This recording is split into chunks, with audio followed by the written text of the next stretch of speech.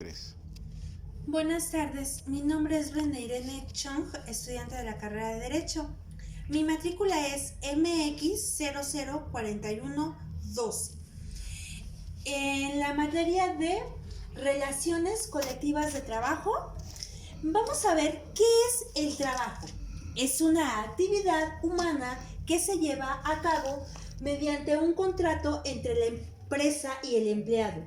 Este último presta sus servicios, ya sea manuales o intelectuales, bajo las condiciones establecidas a la compañía a cambio de una retribución económica. ¿Qué son los derechos individuales? Son las garantías o normas según la clase obrera posee igualdad, justicia y protección.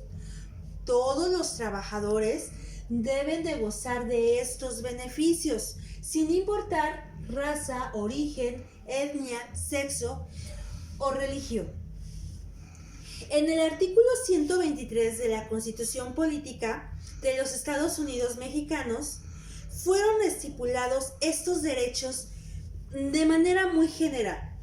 De ahí que en 1920 se crea el Código de Trabajo por el presidente de México, Emilio Portes Gil. En este código beneficiaba más a los patrones que a los derechos laborales de los trabajadores. El 1 de agosto de 1931 se crea la Ley Federal del Trabajo, que fue la primera. Y el 1 de mayo de 1970, esta ley tiene nuevas reformas que hoy en día nos rigen, que es la Ley Federal del Trabajo. Está conformada por normas, lineamientos y disposiciones legales que regulan el quehacer laboral. En ella se encuentran todos los derechos y obligaciones que tiene el patrón y el trabajador. Los temas que abarcan son el salario, la reducción de jornadas laborales, descanso y vacaciones. La ley federal del trabajo. En el artículo 20 vemos el contrato individual de trabajo. Es aquel documento que avala la relación subordinada entre el trabajador y el patrón en el que se amparan jurídicamente los intereses de los involucrados. Se especifican todos los beneficios, salarios, prestaciones, descansos y responsabilidades del trabajador. En el artículo 386 de la Ley Federal del Trabajo vemos el contrato colectivo. ¿De qué se trata? Bueno, este documento es pactado entre los portavoces de las empresas y los representantes de los trabajadores, que regulan las condiciones laborales y obligaciones de ambas partes. Se establecen los beneficios de los empleados. Este contrato es utilizado por empresas que contratan gran número de trabajadores. Los sindicatos es un derecho establecido en la Ley Federal del Trabajo, artículo 356. ¿Cuáles son los objetivos de estos sindicatos?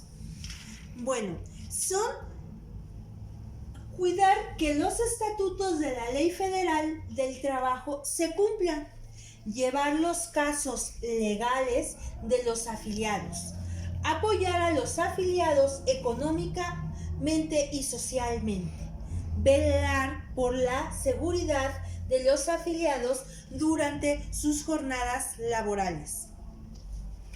A mí en lo personal se me hizo muy interesante esta materia, ya que yo como trabajadora y agremiada a un sindicato, entendí mejor mis condiciones laborales, mis derechos y obligaciones sobre todo. No hay que olvidarlas.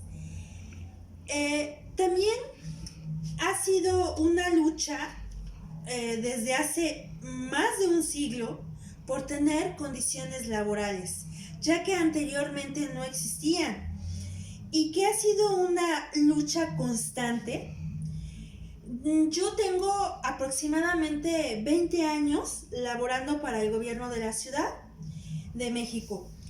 10 años estuve de personal de honorarios y tenía muy pocas prestaciones. Sobre todo un gran hostigamiento por parte de mi jefa inmediata. Cuando tuve base y fui agremiada a una sección sindical, mis condiciones laborales han mejorado. Y también me quedó más clara la importancia que tiene el Infonavit, el Fobiste, sus beneficios, las Afores, las Eifores, la diferencia entre una pensión de cesantía, que es a los 60 años, y la pensión por vejez, que es a partir de los 65 años.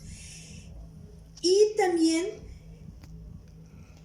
es muy importante este tema porque, bueno, en unos años, pues aproximadamente en 15 años, México va a ser un país envejecido. Entonces debemos también de tener más esa conciencia de tener una pensión o una jubilación más digna. Y también otro tema que se me hizo muy importante es que si en un momento dado ya no podemos seguir trabajando para un patrón, ¿cómo podemos seguir cotizando, pagando nuestras aportaciones para tener derecho a ciertos beneficios en un futuro? Gracias.